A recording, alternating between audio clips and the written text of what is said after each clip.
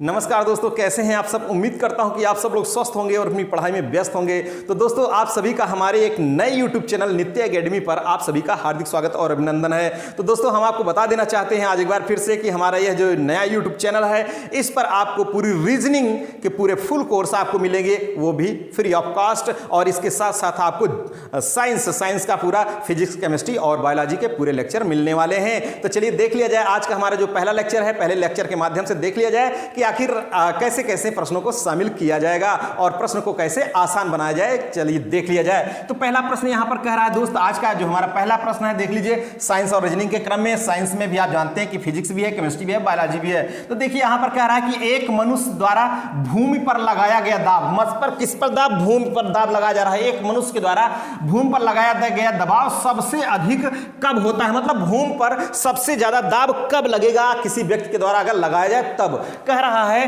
कि जब वह नीचे भूमि पर लेट जाता है, मतलब लेट जाएगा कि लेट गए भैया तब उस पर लग जाएगा। और दूसरा का कह रहा है जब वह एक पैर की पादांगुली पर खड़ा हो जाएगा, मतलब एक पैर पे खड़ा हो गया, एक पैर पे, समझ रहे हैं, ऐसा ज्यादा दाब लगेगा। कह रहा जब वह दोनों पादों की भूमि पर सपाट रख कर खड़ा हो जाएगा, दोनों पैर एकदम सपाट में ले आकर के खड़ा जाएगा तब लगेगा। कि कह रहा उपयुक्त सभी समान दाब उत्पन्न करेंगे सभी। तो इसका सही उत्तर क्या है मेरे दोस्त, हम आपको बता दें कब सबसे ज्यादा दाब लगेगा। आप जानते हैं कि दाब बराबर बल बटे क्षेत्रफल। आप जानते हैं बल बटे क्षेत्रफल, मतलब देखिए दाब बराबर बल बटे क्षेत्रफल, आप यह फार्मूला जानते हैं, ठीक है। दाब बराबर बल बटे क्षेत्रफल। अब देखिए दाब कब ज्यादा होगा, अब अगर क्षेत्रफल बढ़ जाएगा उस समय उस पर जो क्षेत्रफल बढ़ जाएगा तो दाब कम हो जाएगा, समझ रहे हैं। और क्षेत्रफल जब कम हो जाएगा, जब क्षेत्रफल कम होगा तो उस समय दाब ज्यादा लगेगा, समझ रहे हैं। इसका राइट आंसर क्या है मेरे दोस्त, इसका राइट आंसर जब वह एक पैर की पादांगुली पर खड़ा हो जाएगा, इसका बी सही उत्तर है। ऐसे समझिए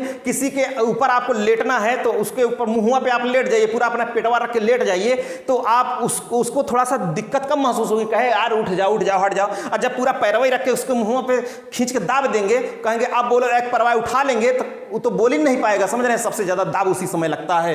तो इसका राइट आंसर क्या हो गया, बी इसका सही उत्तर है। क्वेश्चन नंबर 2 क्या कह रहा है, क्वेश्चन नंबर 2 की अगर हम बात करें तो दोस्त देखिए जरा क्वेश्चन नंबर 2 क्या कह रहा है, इसको देखिए। क्वेश्चन नंबर 2 अब यहां कह रहा है कि निकट दृष्टि दोष से पीड़ित व्यक्ति के चश्मे में प्रयोग किया जाता है। मतलब चश्मा आजकल देख रहे हैं ज्यादा से ज्यादा लोग चश्मे का यूज कर रहे हैं और बच्चे लोग भी ज्यादा से ज्यादा चश्मा का यूज कर रहे हैं। देखिए अब यहां निकट दृष्टि दोष और दूर दृष्टि दोष दुई होते हैं। अब यहां निकट दृष्टि दोष के बारे में कह रहा है कि इस दोष से अगर कोई पीड़ित व्यक्ति है तो चश्मे में कौन लेंस प्रयोग किया जाएगा, चश्मा उसको जरूर लगाना पड़ेगा, ऐसा कह रहा है। अगर वो चश्मा लगाएगा तो कौन सा लगाएगा, किस लेंस का, कह रहा है उत्तल लेंस का लगेगा, कह रहा है समतल उत्तल लेंस का लगेगा, कि कह रहा अवतल लेंस का लगेगा, कि समतल अवतल लेंस का लगेगा। तो कौन सा लेंस वाला चश्मा लगेगा निकट दृष्टि दोष में, ठीक है। तो इसका सही उत्तर क्या होगा मेरे दोस्त, निकट दृष्टि दोष में लगेगा अवतल लेंस। अब थोड़ा सा बात करते हैं निकट दृष्टि दोष। अब नाम तो इसका है निकट दृष्टि दोष, क्या है, निकट दृष्टि दोष इसका नाम है, लेकिन इसमें क्या होता है कि इसका लक्षण क्या है कि इसमें निकट दृष्टि दोष ऐसा लग रहा है कि लगता है कि निकट की वस्तुएं नहीं दिखाई देती, नहीं। इसमें क्या होता है कि निकट की वस्तुएं साफ साफ दिखाई देती हैं, निकट की वस्तुएं साफ साफ दिखाई देती हैं, समझ रहे हैं, दिखाई देती हैं, लेकिन दूर की जो वस्तु हैं वो धुंधली सी दिखाई देती हैं, अर्थात दूर की वस्तुएं दिखाई नहीं देती हैं, समझ रहे हैं, इस दोष में। और निकट दृष्टि दोष का एक दूसरा नाम है, इसे कहते हैं मायोपिया, समझ रहे हैं, क्या कहते हैं, मायोपिया कहते हैं। अब तो क्वेश्चन इसी से घुमा देता है, किसमें, मायोपिया से। आप जानते हैं कि जो अब यहां अवतल लेंस है, अवतल लेंस का जो स्ट्रक्चर होता है ये क्या होता है, किनारों पर मोटा होता है, बीच में पतला होता है। और जो उत्तल लेंस है किनारों पर पतला और बीच में मोटा होता है। तो ये हो गया उत्तल लेंस और ये हो गया कौन सा, अवतल लेंस। तो आप समझ गए होंगे, उम्मीद करता हूं कि आप समझ गए होंगे कि निकट दृष्टि दोष में क्या होता है, निकट की वस्तुएं साफ साफ दिखाई देती हैं, दूर की वस्तुएं साफ नहीं दिखाई देती हैं। और जबकि जो एक होता है दूर दृष्टि दोष, कौन सा, दूर दृष्टि जो दोष होता है दोस्त, हम आपको बता दें उसमें क्या होता है कि दूर की वस्तु तो दिखाई देंगी लेकिन निकट की वस्तुएं साफ दिखाई नहीं देती हैं, समझ रहे हैं, साफ दिखाई नहीं देती हैं। तो इसका सही उत्तर क्या हो गया मेरे दोस्त, अवतल लेंस। निकट दृष्टि दोष से पीड़ित व्यक्ति में चश्मा अगर लगाया जा रहा है तो उसमें कौन सा लेंस लगता है, अवतल लेंस, ठीक है। चलिए क्वेश्चन नंबर हम 3 की बात करते हैं कि क्वेश्चन नंबर 3 क्या कह रहा है, उसकी तरफ भी देख लेते हैं। क्वेश्चन नंबर 3, ठीक है। देखिए क्वेश्चन नंबर 3 क्या कह रहा है, यहां कह रहा है कि बॉक्साइट अयस्क है, बॉक्साइट समझिए, कह रहा किसका अयस्क है, कह रहा लोहा का है, नहीं लोहा का तो नहीं है, कह रहा है तांबा का, तांबा का नहीं है। कह रहा है एल्यूमिनियम का और सोने का। देखिए इसका बॉक्साइट किसका अयस्क है, ये अयस्क है एल्यूमिनियम का। इसका उत्तर क्या है, बी इसका सही उत्तर है एल्यूमिनियम। देखिए अब मैं बात बता दूं बॉक्साइट का, तो एल्यूमिनियम का जो अयस्क है हम आपको बता दें, एल्यूमिनियम का अयस्क जो है, एल्यूमिनियम का अयस्क देखिए हम आपको बता दें एल्यूमिनियम के अयस्क कौन होते हैं। एक सूत्र आप याद रखिएगा, इसी में ज्यादा आ जाएगा, डाबा जी को। किसको, डाबा जी को, बाबा जी को नहीं। आप बाबा जी को नहीं याद रखिएगा, समझ रहे हैं कि नहीं, बाबा जी पूरा आपका सब कुछ मुझे याद देंगे। तो डाबा जी को, डा का मतलब हो गया डायस्पोर, क्या हो गया, डायस्पोर हो गया। और बा का मतलब हो गया बॉक्साइट, बा का मतलब क्या हो गया, बॉक्साइट हो गया। और जी का मतलब हो गया जिबोसाइट, क्या कौन सा दोस्त, जिबोसाइट हो गया। और से हो गया कोरंडम, क्या हो गया, कोरंडम हो गया। ये सभी किसके अयस्क हैं, एल्यूमिनियम के अयस्क हैं डाबा जी को। कौन सा, डाबा जी को, आप याद रखिएगा इसके अयस्क हैं। डायस्पोर अगर बात आए तो Al2O3 into H2O। और बॉक्साइट का अगर फार्मूला की बात करें तो Al2O3 into 2H2O, और इस यहां 3 हो जाएगा। और कोरंडम का केवल Al2O3 हो जाता है, इसका फार्मूला है, समझ रहे हैं, कोरंडम का। और लोहे के देखिए बायस इसका सूत्र, इसका करेक्ट आंसर हो गया एल्यूमिनियम। और लोहे का अयस्क की बात करेंगे तो इसी को आप लोहा बना है ना, तो इसी को लीहे कर दीजिए। मतलब लोहा अगर लिखा है, लोहा का अयस्क पूछे तो आप इसको लो को ली कर दीजिए। तो ली से होगा लिमोनाइट, ली से लिमोनाइट हो जाएगा, और हे से हो जाएगा हेमेटाइट। ये इसके अयस्क हो जाते हैं। कौन कौन से, लिमोनाइट और हेमेटाइट, ये दो इसके अयस्क हो जाते हैं, किसके, लोहा के हो जाते हैं। इसका तो कॉपर पाइराइट है, क्यूपराइट है, समझ रहे हैं, तांबे का हो जाता है। और ये तो मुक्त रूप में पाया जाता है, कौन, गोल्ड। ये कैसा पाया जाता है, स्वतंत्र रूप में पाया जाता है, समझ रहे हैं, एकदम मुक्त अवस्था में पाया जाता है। तो चलिए अगला क्वेश्चन नंबर 4 क्या कह रहा है दोस्त, क्वेश्चन नंबर 4 की तरफ चलते हैं। देखिए क्वेश्चन नंबर 4 में कह रहा है कि मिथाइल आइसोसाइनेट, ये हम आईसी शॉर्टकट में समझिए, मिथाइल आइसोसाइनेट गैस किसके कारण दिसंबर 1984, अब आपको बता दें कई दिसंबर, 3 दिसंबर 1984 में भोपाल में आपदा हुई थी। यूनियन कार्बाइड फैक्ट्री में किसके उत्पादन के लिए प्रयुक्त होती थी। देखिए आपको बता दें 3 दिसंबर 1984 को भोपाल में एक भोपाल त्रासदी गैस दुर्घटना हुई थी, जिसका मुख्य रूप से जो उत्तरदायी जो गैस थी वो थी मिथाइल आइसोसाइनेट MIC। इसी गैस का रिसाव हो गया था, जिसके कारण वहां हजारों की संख्या में बहुत ढेर सारे जो वर्कर्स थे, उस फैक्ट्री में काम करने वाले लोग थे, वो मर गए थे, समझ रहे हैं। तो ये मिथाइल आइसोसाइनेट ये गैस पूछ लेता है कभी कभी पूछ लेता है कि भोपाल में यह दुर्घटना कब हुई थी, तो 3 दिसंबर 1984 को हुई थी। और कह रहा है यहां पर क्या कह रहा है कि यह उत्पाद किस उत्पादन के लिए फैक्ट्री फेमस थी। उस फैक्ट्री का नाम था यूनियन कार्बाइड फैक्ट्री। कौन सी, यूनियन कार्बाइड फैक्ट्री। यह किसके लिए फेमस थी, तो कह रहा है पीड़कनाशी के लिए थी, अपमार्जक के लिए, एक रंजक के लिए, कि विस्फोटक के लिए। इसमें क्या बनता था, तो इसमें बनता था पीड़कनाशी। ये किसके लिए था, पीड़कनाशी के लिए यह फैक्ट्री थी। इसमें किसका उत्पादन होता था, पीड़कनाशी यहां बनाया जाता था। अगला क्वेश्चन देखिए 5 नंबर का क्वेश्चन क्या कह रहा है, उस 5 नंबर के क्वेश्चन को भी देख लेते हैं। देखिए 5 नंबर में कह रहा है कि नर मच्छर अपना भोजन कहां से ग्रहण करता है। अब एक होता है मच्छर और दूसरा होता है मच्छराइन, समझ रहे हैं। तो कह रहा है कि नर मच्छर जो होता है बेचारा बहुत सीधा साधा होता है, समझ रहे हैं, कुछ ज्यादा ही नहीं करता है। ये हम लोगों को नर मच्छर नहीं काटता है। हम लोगों को कौन काटता है, वो काटता नहीं बल्कि हम लोगों को काटती है, खून हम लोगों का चूस लेती है, समझ रहे हैं, वो होती मच्छराइन, फीमेल मच्छर होता है, समझ रहे हैं। कह रहा है कि नर मच्छर, फिर अगर नर मच्छर नहीं काटता है, हम लोगों का ब्लड नहीं लेता, तो ये अपना भोजन कहां से लेता है, ऐसा कह रहा है। अब मच्छराइन तो जो है पूरा ब्लड ले लेती है। तो जो मच्छर होता है नर मच्छर, ये कहां से कह रहा है अपना भोजन कहां से ग्रहण करता है, गोबर और कूड़ा कचरा से नहीं। कह रहा रुके हुए पानी से, पानी से क्या लेगा, अंडा लेगा, नहीं लेगा। कह रहा पौधों के रस से, मनुष्य के रक्त, मनुष्य के रक्त में कौन लेता है, केवल मादा मच्छर होती है। कौन सी, मादा मच्छर लेती है। लेकिन ये कहां लेता है, पौधों के रस कह रहा है। इसका राइट आंसर क्या हो जाएगा, पौधों के रस से, और मुख्य रूप से पुष्पों के रस को। किसको, पुष्पों के रस को यह चूसता है। मतलब अच्छा चीज खाता है, भले मच्छर है लेकिन वीआईपी चीज यह लेता है, चूसता है नर मच्छर। एक बात और बता दें कि ये क्यों इसको पुष्पों के रस को लेता है। अब मच्छर, इसमें क्या अंतर है नर में और मादा में, तो देखिए ये जो मादा होती है जो हम लोगों को चूसती है खून, तो इसमें होता है मैंडिबल से। क्या होता है दोस्त, इसमें होता है एक मैंडिबल होता है, मैंडिबल, समझ रहे हैं। और इसी संरचना के कारण वो पूरा घोंच देती है, समझ रहे हैं, हम लोगों के अंदर घोंच देती है। और कहेंगे अरे बाप रे मार दो, इसको काट तो लिया भाई। तो ये मैंडिबल इसमें नर मच्छर में नहीं होता है, पूर्ण रूप से एब्सेंट होता है। कौन? मैंडिबल, समझ रहे हैं, मच्छर नर वाला मैंडिबल इसमें एब्सेंट होता है। तो इसका सही उत्तर क्या हो गया? पौधों के रस, ठीक है, मुख्य रूप से पुष्पों के रस। अगला क्वेश्चन क्या कह रहा है, उस प्रश्न को भी देख लेते हैं कि अगला प्रश्न क्या कह रहा है दोस्त।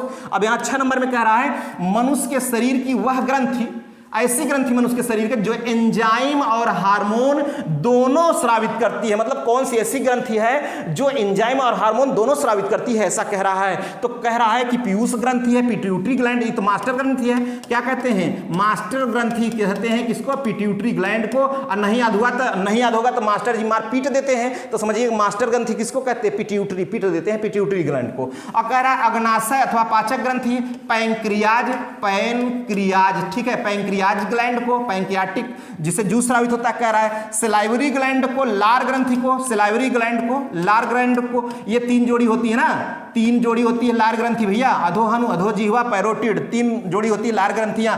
लार में होती है तभी तो लार, रसगुल्ला देखेंगे तो लार टपकना शुरू हो जाएगा, समझ रहे हैं। जलेबी देखेंगे भाई, वाह वाह वाह क्या बात है, ये तो अपनी राष्ट्रीय मिठाई होगी जलेबी, देखा तो लार टपकना शुरू हो गया। अब कह रहा है कि लीवर, कह रहा है लीवर, समझ रहे हैं, सबसे बड़ी ग्रंथि कौन? लीवर। कह रहा है तो यहो नहीं है, मतलब मनुष्य के शरीर की ऐसी ग्रंथि जो एंजाइम हार्मोन दोनों का स्राव करती है, तो वो उसे कहते हैं, आप क्या कहते हैं? वो उसका राइट आंसर है अग्नाशय ग्रंथि। कौन? अग्नाशय ग्रंथि। इस ग्रंथि को कहते हैं मिक्स्ड ग्लैंड। क्या कहते हैं इसको? इसको कहते हैं दोस्त मिक्स ग्लैंड, समझ रहे हैं। ये दोनों का गुण इसमें होता है। कौन? ये बहिस्रावी की तरह भी कार्य करती है और अंतःस्रावी की तरह भी कार्य करती है। बहिस्रावी की तरह भी और अंतःस्रावी दोनों के बीच की कड़ी है। कौन कड़ी है? अग्नाशय ग्रंथि, पैंक्रियाटिक जो ग्लैंड है, ये दोनों के बीच की कड़ी कहलाती है बहिस्रावी और अंतःस्रावी, समझ रहे हैं। तो यही एक ग्रंथि है जिसके द्वारा हार्मोन्स और एंजाइम दोनों का स्राव होता है, ठीक है। तो इसका राइट आंसर क्या हो गया? 20 का सही उत्तर हो गया। अगला क्वेश्चन देख लीजिए, अगला क्वेश्चन क्या कह रहा है दोस्त। अगले प्रश्न की तरफ बढ़ते हैं। अब यहां कह रहा है 7 नंबर के क्वेश्चन में थोड़ा रीजनिंग को, क्योंकि ये हमारा जो प्लेटफॉर्म है साइंस और रीजनिंग के लिए है। तो दोस्त साइंस रीजनिंग के क्रम में देखिए क्या कह रहा है यहाँ पर क्वेश्चन में, क्या कह रहा है? कह रहा है यदि किसी कूट भाषा में, कौनो कूट भाषा में कह रहा है सीमा को, किसको? सीमा को कह रहा है इतना लिखा जाए, तो उसी कूट भाषा में नित्या को क्या लिखेंगे भाई? नित्या को क्या लिखेंगे, ऐसा कह रहा है। तो देखिए रूल पहले देख लीजिए इसमें रीजनिंग के, देखिए आपको कहीं कोई दिक्कत नहीं होगी दोस्त। अगर मैंने बताया कि पूरी फुल लेक्चर चलेगा, पूरा फुल कोर्स में कराऊंगा आपका, समझ रहे हैं, वो भी फ्री ऑफ कॉस्ट। देखिए पहले इसमें हम निकालेंगे कि आखिर सीमा को कैसे लिख रहा है भाई। सीमा को कह रहा है, क्या लिख रहा है? BOHIX, सीमा को इतना लिख रहा है, कह रहा है, ठीक है। अब तो कह रहा है कि नित्या को, उसको बाद में देखते हैं भी, तो पहले देखेंगे कि सीमा को आखिर इसमें कौन सा मेथड लगाया है इसमें, ठीक है। तो हम आपको बता दें कि इसमें देखिए मेथड में जैसे यस है तो इसका कोड कितना होता है? 19, इसका 5 होता है, इसका 5 होता है, इसका 13, इसका 1। अब बी का 2 होता है, इसका 15, इसका 8, इसका 9 और इसका 24, ठीक है। ये कोड है, क्योंकि ABCD का क्रम जब आप लिखेंगे ए से कहां तक, ABCD EFGHIJ KLM NOPQRSTUVWXYZ, तो ये 26 नंबर पे आता है। और यम 13 नंबर पे आता है, ये 1, तो इसका 2, इसका 3, 4, 5, 6, 7, 8, 9, 10, 11, 12, 13, ये 14, ये 15, 16, 17, 18, 19, 20, 21, 22, 23, 24, 25, समझ रहे हैं। ऐसा तो देखिए इसका कोड यही 19 है यस का, समझ रहे हैं। इस तरह से मैंने लिखा था। अब इसमें थोड़ा सा रूल आपको ढूंढना पड़ेगा कि इसमें क्या रूल है। अब यहाँ देख रहे हैं आप कि क्या है, पहले इधर से हम मिलाएंगे, एक मैचिंग कराएंगे। यहाँ 19 है तो यहाँ 2 है, मतलब कितना घट रहा है? 17। अब 5 है तो यहाँ 15 हो गया, 13 बढ़ रहा है। फिर 5 है तो यहाँ 8, ये कोनो नहीं रूल चल रहा है। अब यहाँ से नहीं अगर रूल चल रहा है तो हम पकड़ाएंगे यहाँ से, समझ रहे हैं, और इसको यहाँ से। तो यहाँ 1 है तो यहाँ कितना हो गया? 2 हो गया, मतलब 1 जुड़ गया। और यहाँ 13 है तो यहाँ कितना हो गया? 2, मतलब 15, 2 जुड़ गया। और यहाँ कितना है? 5 है तो यहाँ कितना जुड़ गया? 5, 3, 8 हो गया। और यहाँ 5 है तो यहाँ कितना जुड़ गया? 4 जुड़ गया, 4। अब यहाँ 19 है तो 19 इसमें कितना जुड़ गया 5। तो ये ऐसा जुड़ रहा है कि 1 2 3 4 5 ऐसा जुड़ रहा है, तो ये आ गया। अब यही रूल हमको लगा देना है, किसमें लगा देना भाई, ये लगा देना है नित्या में। तो देखिए NITYA नित्या में जब लगाएंगे तो क्या होगा, अब यहाँ इसकी कोड 1 है, इसका कितना है 25 है, और इसका है 20, इसका है 9, इसका है 14। तो 1 में 1 जोड़ेंगे +1, और इसमें क्या जोड़ेंगे +2, ठीक है +2, और इसमें कितना जोड़ेंगे +3 जोड़ेंगे +3, और इसमें कितना जोड़ेंगे +4 जोड़ेंगे +4, और इसमें क्या जोड़ेंगे +5, ठीक है क्या जोड़ेंगे +5। अब देखिए 1 है तो जब 1 जोड़ेंगे तो यहाँ कितना आ जाएगा 2, और 25 है 25 2, यहाँ आ जाएगा 27, और ये 20 3 23, और ये हो जाएगा 9 4 13, और ये हो जाएगा 14 5 19, 14 5 19 हो जाएगा दोस्त, ठीक है। तो अब क्या हो जाएगा, 2 का कोड कितना होता है B होता है, और 27 हो गया तो यहाँ 26 ही तक है, तो फिर से A आ जाता है, फिर से A आ जाता है, इसका मतलब यहाँ हो जाएगा A। और यहाँ 23 है तो 23 कितना होता है W का, और 13 होता है M का, और 19 होता है S का। तो इसका आंसर क्या आ गया BAWMS, ठीक है क्या आ गया BAWMS आ गया, इसका उत्तर हो गया, ठीक है। अगला क्वेश्चन क्या कह रहा है, अगले क्वेश्चन की ओर बढ़ते हैं भाई कि अगला प्रश्न क्या कह रहा है उसको भी देख लिया जाए। देखिए अगले प्रश्न की अगर हम बात करें, प्रश्न नंबर 8, तो देखिए ध्यान दीजिए, कह रहा है एक एरोप्लेन हवाई जहाज, हवा में उड़ने वाली जहाज, समझ रहे हैं, एक एरोप्लेन उत्तर पश्चिम दिशा में उड़ रहा है। पहली बात तो दिशा का ज्ञान होना चाहिए, चलिए बताते हैं आपको। पहले 4 दिशाएं हैं, आप जान रहे हैं क्या 4 दिशाएं, पप्पू ऊपर नीचे, आप ध्यान रखिएगा कि पप्पू ऊपर और नीचे, ऐसा ध्यान रखिएगा, ये फार्मूला है पप्पू ऊपर नीचे। कैसे लिखेंगे, यहाँ लिखेंगे प और यहाँ लिखेंगे पू, पप्पू, और ऊपर रहेगा ऊ और नीचे का मतलब यहाँ समझ रहे हैं दूसरा दिशा हो जाता है दक्षिण, समझ रहे हैं। तो पप्पू ऊपर और नीचे का मतलब दक्षिण हो गया, समझ रहे हैं। अब कह रहा है कि एक एरोप्लेन उत्तर पश्चिम कहाँ है, ये है उत्तर पश्चिम, यहाँ समझ रहे हैं, उत्तर पश्चिम दिशा में कह रहा है उड़ रहा है। कहाँ उड़ रहा है, यहाँ मान लीजिए उड़ रहा है। कह रहा फिर वह 135 दाहिनी ओर मुड़ जाए, 135 डिग्री देखिए इसका मान होता है कितना 90 अंश, ये 90 अंश है, और ये हो गया कितना 90 का आधा, ये 90 का आधा कितना 45, 90 45 जोड़ेंगे तो कितना हो जाएगा, पूरा का पूरा हो जाएगा 135। तो यहाँ से चल रहा है, कह रहा है यहाँ तक आ गया कितना 135 डिग्री पर किधर मुड़ जाता है, दाहिने। अगर दाहिने मुड़ने के लिए कहेगा देखिए तो आप हमेशा राइट की ओर चलेंगे, दाहिने अगर मुड़ने के लिए कहे तो आप कैसे चलेंगे, मुड़ेंगे राइट, और अगर बाएं कहे तो आप चलेंगे लेफ्ट, इधर चलेंगे। तो दाहिने चलता है इधर, कहता है 135 डिग्री, 135 दाहिने की ओर मुड़ गया। कह रहा फिर 90 अंश बाएं मुड़ जाता है, मतलब आप बाएं मतलब फिर चलेगा बाएं, बाएं मतलब आगे नहीं जाएगा, अब इधर चलेगा 90 अंश, यहाँ आ जाएगा 90, देखिए 90 अंश है ना, यहाँ बाएं आ गया, कह रहा बाएं मुड़ जाता है। फिर 135 अंश दाहिने मुड़ जाता है, इसका मतलब आप 135 दाहिने मतलब ये राइट चलेगा। 135 कहाँ आएगा, ये यहाँ आएगा ना, मतलब ये 90 हो जाएगा, और 90 45 135, तो ये फिर से यहाँ आ जाता है, कह रहा है यहाँ आ जाता है, समझ रहे हैं। 135 फिर दाएं मुड़ जाता है, किधर दाहिने। तो बताइए प्लेन की दिशा क्या है, तो प्लेन किस दिशा में भाई, पूरब और दक्षिण किस दिशा में है, या कह दीजिए दक्षिण और पूर्व, दक्षिण और पूर्व, ठीक है। तो इसका राइट आंसर क्या हो गया कि वो किस दिशा में है, दक्षिण और पूर्व की दिशा में है, ठीक है। तो दोस्त इस टाइप का क्वेश्चन, कोई भी क्वेश्चन होगा हम आपको बता दें, बड़े आसानी से आपको हम हल कराएंगे, पूरे चैप्टर को कवर कराएंगे, ठीक है, वो भी साइंस भी और रीजनिंग भी। तो दोस्त अगर आपको हमारा यह लेक्चर अच्छा लगा तो हमारे कमेंट बॉक्स में कमेंट करके जरूर बताइएगा, थोड़ा सा मदद करिएगा। अगर आप हमारे चैनल पर नए हैं तो सब्सक्राइब भी करिएगा और शेयर भी कर दीजिएगा। तो चलिए आज के हमारे इस लेक्चर में दोस्त बस यहीं तक, फिर मिलेंगे नेक्स्ट लेक्चर के साथ। ओके, थैंक यू, जय हिंद।